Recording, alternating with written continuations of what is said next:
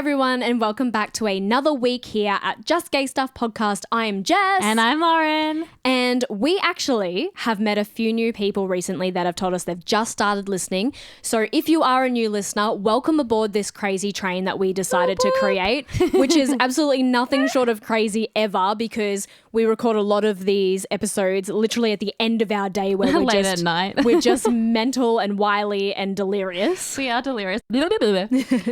See? Case in point. I feel like that's how we feel right now. Yeah, but definitely delirious. I have had the longest day. I feel like I am running on like 0 spoons, which is usually how Lauren describes energy.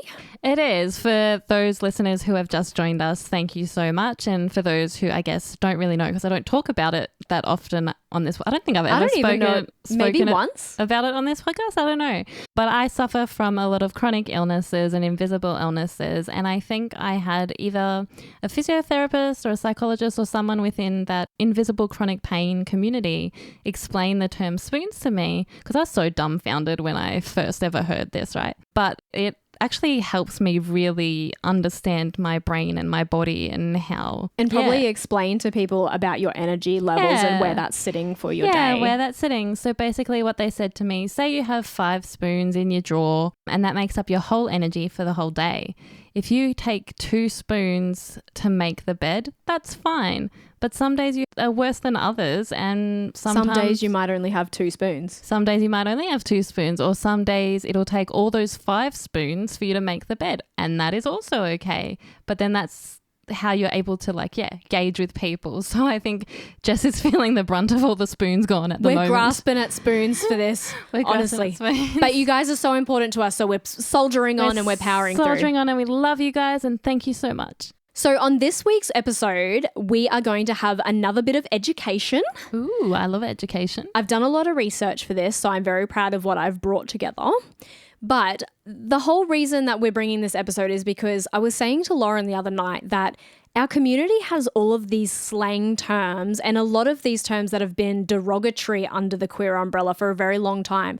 And I said to Lauren, I wonder why that became a thing. Like, why did dyke and lesbian and FAG become such a derogatory term? We've had conversations like this before that isn't anything to do with the derogatory terms within our community, but because I'm such a fan and fascinated by the English language, and I'm like, how do words hold such power? What person, or as a society, how did we go, okay, this word is suddenly going to hold this power and use it against someone or hurt someone? Yeah, absolutely. And they're just sounds that come out of our mouths. Yeah, literally. Like if you think about the F word, like F-U-C-K, those are just a random bunch of letters that were put together. So like, what if it was just the word Jess? Like what if that was suddenly a swear word? Or like we were talking before about different cultures. So like in Australian culture, we call our friends like C-U-N-T. Oh, yeah. Like not everybody, obviously. There's still different cultural groups and whatever.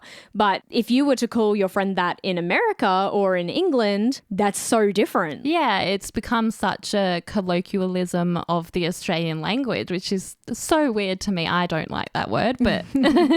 So we decided we were going to bring you an episode where we discuss the origins of these slang terms that we have under the queer umbrella. Yeah, and those are the words, like you said, like lesbian, dyke, the F word. Yeah. And so...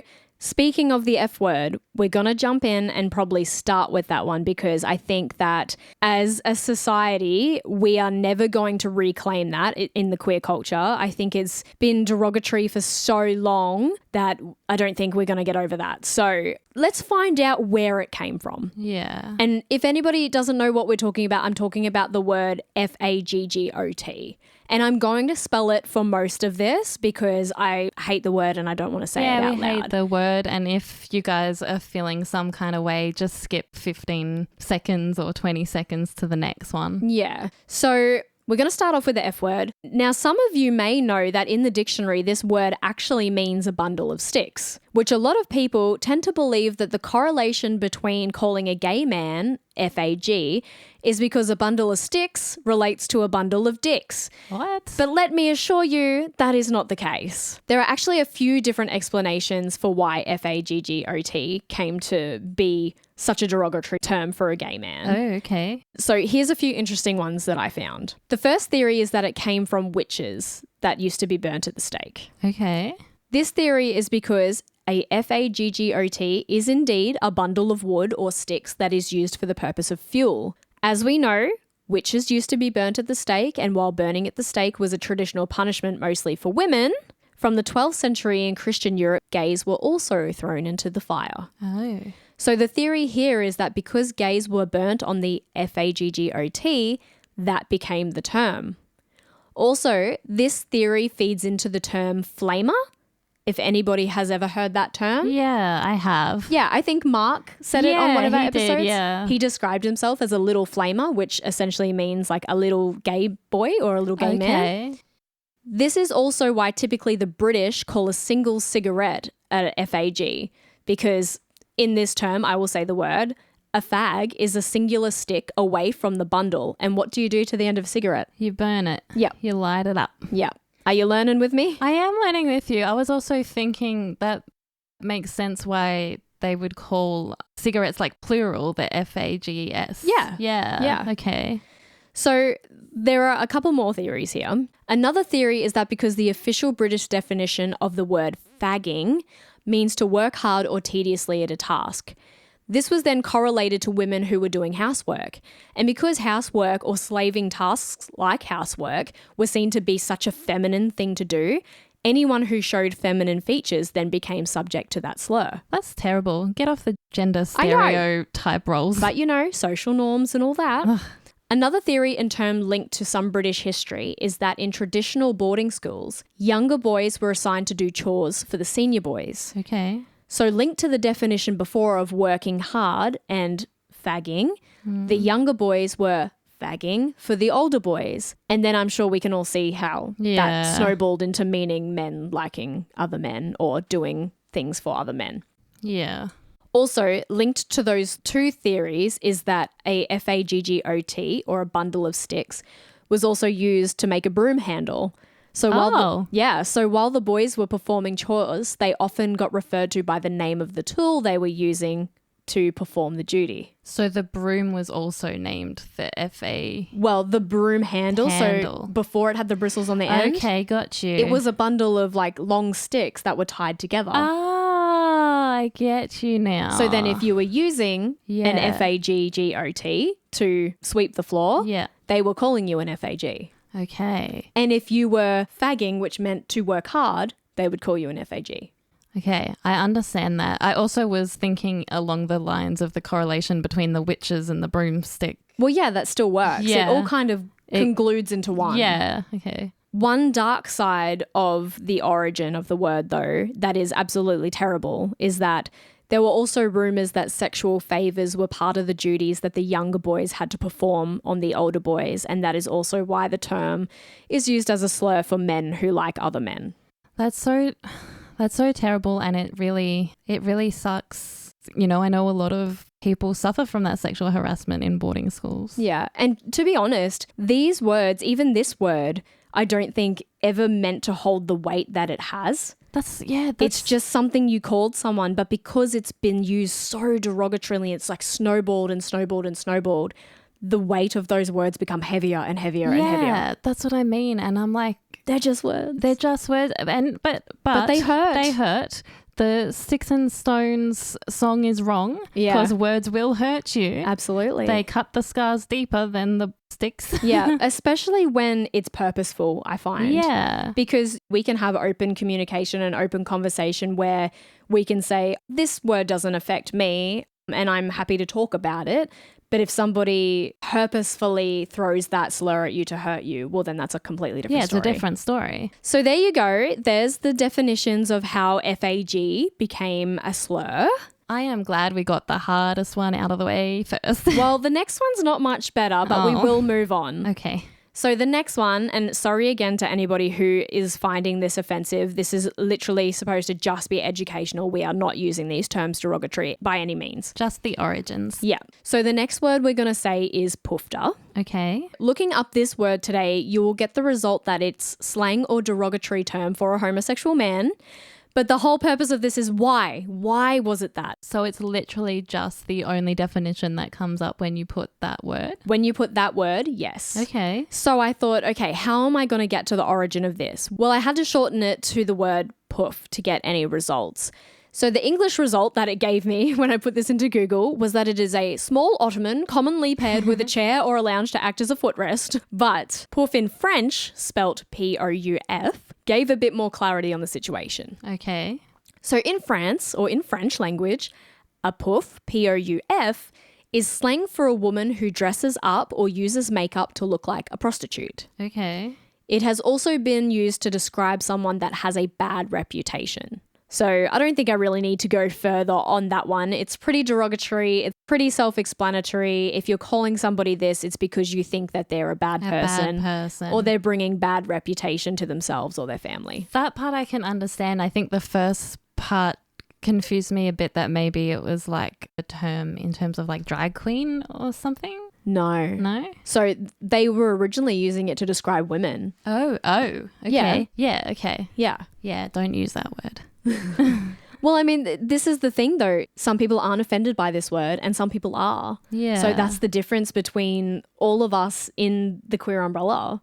We have all experienced language differently. Yeah. It's just like you said, if something's been used at you with intent to hurt you or call you out for some reason, then of course. Yeah. Moving on, we're going to look at the word dyke. I don't like this one.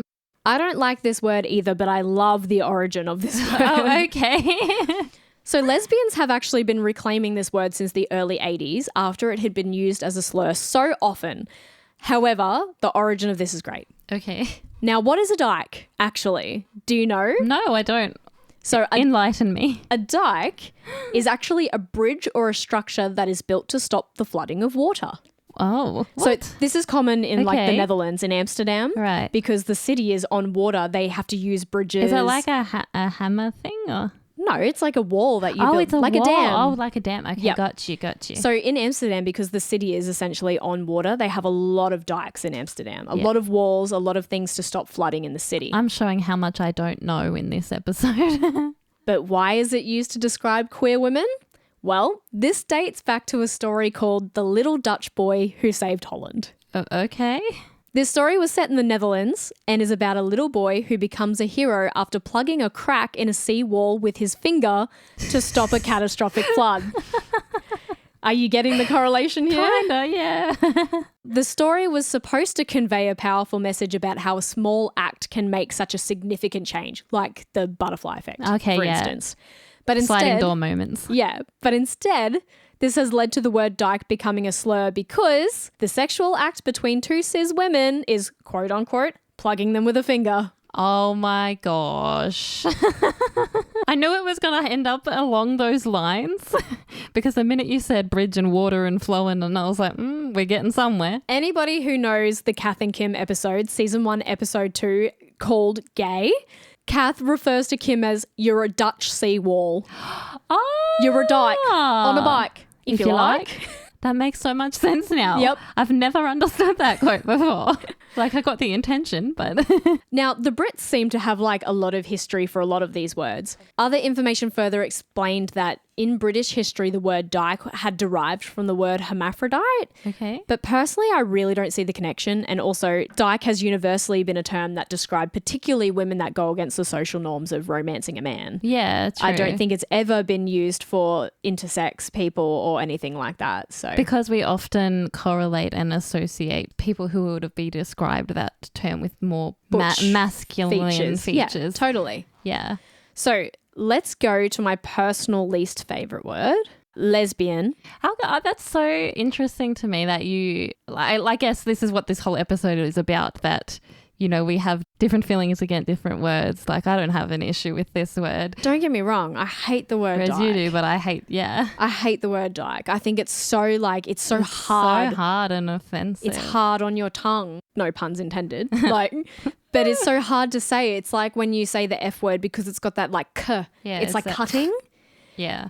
Lesbian does roll off the tongue a lot nicer, but I think There's a lot of tongue jokes going on. yeah, as I've said in a few episodes, I think just so many people used that term in a derogatory way in high school that it's just always not sat well with me. Yeah. I think people who haven't listened to the first episode or I can't even remember what episode we did it in. Who knows? But one of our very first ones, they should have a listen to see why you don't like that word. Yeah. The origin of this word, though, is actually quite fun. Okay. It is actually quite fun. I like fun I ones. learnt a lot from this. Did you? Yep. So, the word lesbian derived from the Greek island of Lesbos. Ah. Now, a few people might know that already. This is the part that I didn't know. Is it where all the lesbians go? No, look, my next line. Despite what everyone thinks, this island wasn't a bustling lesbian hotspot in ancient times. Drats. It was, however, home to the Greek poet known as Sappho. Oh, so that's where we get the term sapphic Yes. from. Wait your turn, I'm getting there. Sorry. Okay. I was getting excited.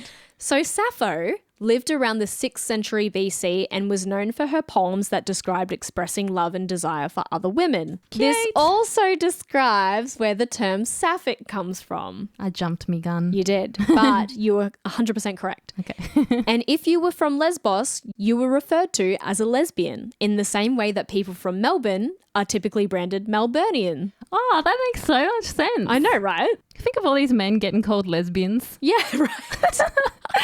I didn't think about it. I live for it. I live in. Quickly also wanted to touch on the fact that there's that meme going around Facebook. Oh, yeah. That is literally like feta cheese and it says lesbian feta. I think I showed you that that meme on my phone and I feel like everybody keeps sending that meme because they think that it's been spelt wrong. No, it's literally it. It's literally just feta cheese that was made on the island of Lesbos. Not that I'm one that likes cheese, but I was like, that's probably some tasty as cheese. Doesn't taste like lesbians, Lauren. I don't know. Okay, so this next word actually really surprised me. And I wasn't even going to include it because I thought everybody just knows what it means. And that's gay. Oh, okay. Yeah. I didn't know where we were going with this one. So I knew historically that the word gay just meant happy.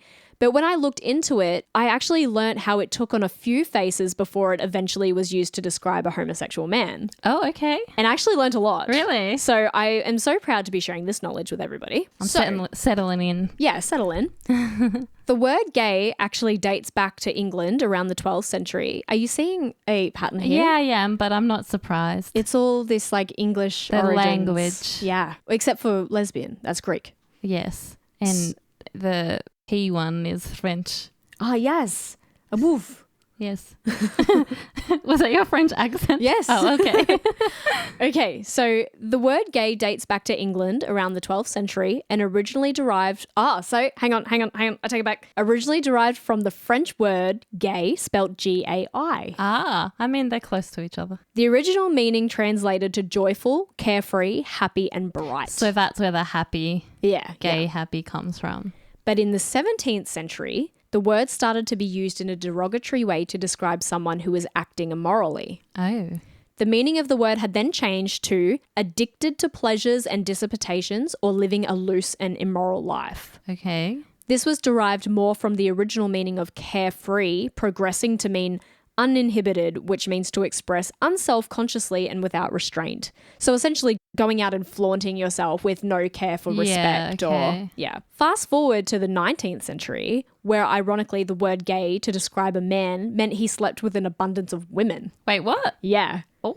So if a man was gay, it meant he was sharing himself around too much. Oh, okay. Well, that makes sense if you go back to the happy carefree. To the happy carefree and then how they said immorally. Mm-hmm.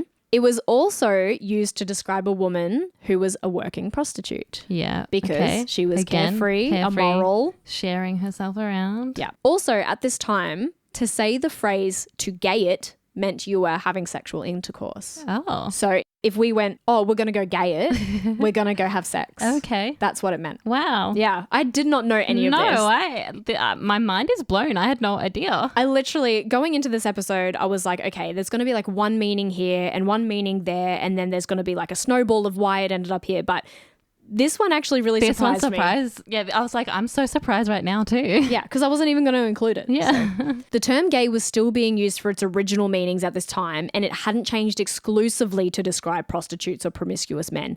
However, around the 1920s, they started to see a shift that a gay man was a man who had sex with a number of men and not a number of women. Okay. This also then became the term a gay cat, which also came about to describe a homosexual boy. From this time, it was gay men themselves that took on the term to describe who they were, because the terms homosexual and homosexuality were deemed very clinical, as we know that homosexuality was eventually branded a disorder and first published to be so in 1952 by the American Psychiatric Association, classified under sociopathic personality disturbance, which we have lightly covered in the illegals episode. We have. And for all of those who aren't watching the video, I just sat here shaking my head the whole time while Jess was reading that out. Ugh. Just to reiterate this really quickly, men started calling themselves gay so that people weren't calling them homosexual because they didn't want to have a disorder. Yeah. They didn't want to be branded as having a disorder. Yeah. Since then, the word gay, meaning a homosexual man, has steadily driven out all the other definitions, and we don't use those definitions anymore. To hear the word gay be referred to as anything else is very rare. That's very true. Like, honestly, you reading that to me, like, I just learned so much then. I had no idea. The same thing of you probably did when you did the research. Was my only two definitions was happy gay man, and homosexuality. Yeah. My mind was absolutely blown. I was like, considering I wasn't even going to include this one because I just thought it was so common knowledge. No, I had no idea. Okay, so the last one we're going to cover in this episode is queer, which, as we know, a lot of our community has really reclaimed over the years. Yeah, I was going to say, I know that a few people haven't liked it previously, but I feel like especially the younger generation now have fully taken it on. I know that I often use that term as well. I switch between queer and lesbian. So. Yeah, well, I don't use lesbian, but No, you use gay though. I use gay. Gay is my term. Yeah. I love that one. But I do use queer to say like queer umbrella, queer community. I feel like it's very... It's turned from a derogatory term to a very inclusive term. Yeah. And we get into that here. Yeah, okay, cool. So I really feel like queer has never had overly positive connotations to it. In some aspects of the community across the world, the Q word was seen to be as derogatory as the N word. Really? Yeah, particularly in American culture before Stonewall. Yeah. The Q word was as bad as the N word. Wow. And I can see why. I can see why too, and I understand why. The word queer dates back to the 16th century and was primarily used to describe someone or something strange, odd, peculiar, or eccentric. I know a few people like that. Same. Queer didn't take on the meaning of homosexuality straight away, though. They never do. No. Up until the 90s, people were still using the word queer to describe others that didn't meet social norms. So, wow. Men and women who were single in their later years or showed very little interest in coupling or marrying. And queer was even used to describe childless couples because people didn't see that as normal. So it was more just, like going against the societal norms, or if you were a bit odd. Yep, totally. Queer theory drew on social constructionism. People developed knowledge of the world in a social construct. Okay. And to be queer was to critique that idea to be that any sexuality or gender identity was normal or natural. Yeah. Which is what we've done by reclaiming it now, essentially. Of course. People, especially those who were outly homosexual, started describing themselves as queer in order to make a stand through activism and used the word to also mean that they were more assertive, critical thinkers, and were against certain political actions. Good on them. Yeah. This also dates back to like activism at Stonewall, and everyone's heard that chant, "We're here, we're queer." Yeah. Everyone was embracing that word, being like, yes, we go against social norms. You will still treat us equally and you will still listen to us because we still have a voice. Yeah, accept us. Yeah. As of the 2000s, the word queer has become an umbrella term for the LGBTQIA+ community and has been fully inclusive of the spectrum of sexuality and gender identity. That's true. Today, queer is seen as quite a respectful and inclusive way to refer to all diverse genders and sexualities. I think, like we've said, it just opens up the whole umbrella. Yeah. And you can feel included under that word, I feel now. And if you don't, that's completely up to you. Yeah, that's your choice. Yeah. So although understandably, a lot of these terms can still sit uncomfortably for some, considering their historically negative use in the LGBTQIA plus community, we have all worked really hard to reclaim a lot of the homophobic and transphobic slurs and use them to liberate our own identities openly and proudly. Yeah. And I think depending on what you dealt with growing up and how some of those terms were negatively geared towards you might define how you feel about those words now in later life. And yeah, like I said, everybody knows how I feel about the word lesbian. And that's because of my negative connotations of people thrusting that word upon me when I wasn't ready to accept who I was, or I felt like it was always such a bad term for me. Yeah, and I do agree with that, but I also think that now, since doing this podcast, you've accepted it a little bit more as well. I don't hate saying the word anymore. Yeah. As I said, it rolls off the tongue. Yeah. What is important is that reclamation. Because as we touched on in other episodes, if you take a slur and start using it yourself, you're actually taking the power away from the people who are trying to hurt you that are using it. And in our queer society, I'm really proud that a lot of us have been able to do that. Yeah. With anything, it's important to take away the power from the bully and live your best life. Literally, the best revenge is living your best life. Yep. Well, I hope you learned something. Honestly, I really did. I was going to say, I hope there's not a quiz because there's not a quiz. I would not be able to remember it all, but I definitely had an education. I know that it was a lot of information, so you might have to listen to this episode on like half speed. Yeah. But I felt like I was back in school writing an essay when I did this, but it was so much fun. I had a pretty hot teacher, so. Me. Yes, you. I was like, yeah, I know, you told me. It was your English teacher. No, like, you doofus right now. I feel like learning the origins of some of these words also makes me feel a bit differently about them, both positive and negative. Yeah, same. I think, like we've said throughout this whole episode, it's just so interesting to see how random meanings suddenly snowballed and became derogatory terms. Or how like literally words are just sounds that come out of our mouth and they can hold so much power and be so hurtful. Yeah. But I do hope that learning some of the origins of where these words came from can either give power to you or take the power away from the word for you. Yeah. Because that was the whole purpose of this, was learning why did they become what they have become today. Literally. Well, I know that I learned something and I hope our listeners learned something too. Oh, I think everyone would have taken something away from this. Yeah, 100%. Yep. Well, I hope you stay tuned for another episode next week. And until then, you better remember to stay gay, motherfuckers. I'm talking about, you're talking about, we're talking about just gay stuff. Thanks for joining us on another episode of Just Gay Stuff. Make sure to follow us at Just Gay Stuff Podcast on all your socials and write to us with your stories at justgaystuffpodcast@gmail.com.